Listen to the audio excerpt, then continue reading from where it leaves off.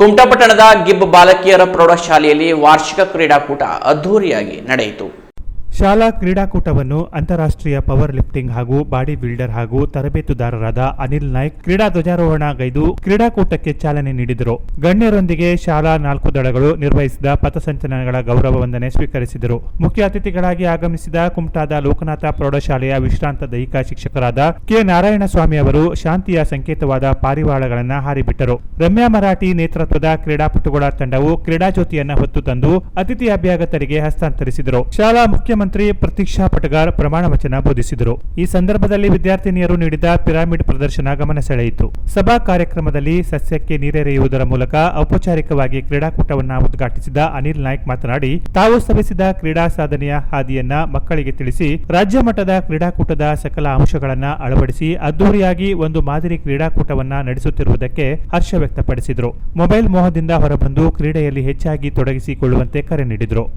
ಮುಖ್ಯ ಅತಿಥಿ ಕೆ ನಾರಾಯಣಸ್ವಾಮಿ ಮಾತನಾಡಿ, ಶಾಲೆಯಲ್ಲಿ ವಿದ್ಯಾರ್ಥಿನಿಯರಿಗೆ ಪಠ್ಯದ ಜೊತೆಗೆ ಪಠ್ಯೇತರ ಚಟುವಟಿಕೆಗಳಿಗೆ ನೀಡುತ್ತಿರುವ ಪ್ರೋತ್ಸಾಹದ ಬಗ್ಗೆ ಮುಖ್ಯೋಧ್ಯಾಪಕರೊಡಗೂಡಿ ಎಲ್ಲಾ ಶಿಕ್ಷಕರನ್ನ ಅಭಿನಂದಿಸಿದರು. ಕಾರ್ಯಕ್ರಮದ ಘನಾಧ್ಯಕ್ಷತೆಯನ್ನು ವಹಿಸಿ ಮಾತನಾಡಿದ ಶಾಲಾ ಪ್ರಭಾರ ಮುಖ್ಯೋಧ್ಯಾಪಕ ಸಂತೋಷ್ ಮಾವಿನಕಟ್ಟ ಅವರು ವೈಜ್ಞಾನಿಕ ನೆಲೆಗಟ್ಟಿನ ಮೇಲೆ ಕ್ರೀಡೆ ಮನುಷ್ಯನ ಆರೋಗ್ಯದ ಮೇಲೆ ಯಾವ ರೀತಿ ಸಕಾರಾತ್ಮಕ ಪರಿಣಾಮ ಬೀರುತ್ತದೆ ಎಂಬುದನ್ನು ಮಾರ್ಮಿಕವಾಗಿ ನುಡಿದರು.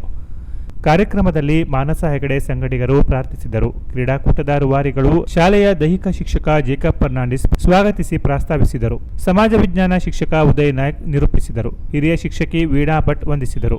ಆಟೋಟಗಳಲ್ಲಿ ವಿಜೇತರಾದ ವಿದ್ಯಾರ್ಥಿನಿಯರಿಗೆ ವಿಜಯ ವೇದಿಕೆಯಲ್ಲಿ ನಿಲ್ಲಿಸಿ ವಿವಿಧ ಗಣ್ಯರಿಂದ ಕಿರೀಟ ತೊಡಿಸಿ ಪ್ರಮಾಣ ಪತ್ರಗಳೊಂದಿಗೆ ಪದಕಗಳನ್ನು ನೀಡಿ ಗೌರವಿಸಲಾಯಿತು.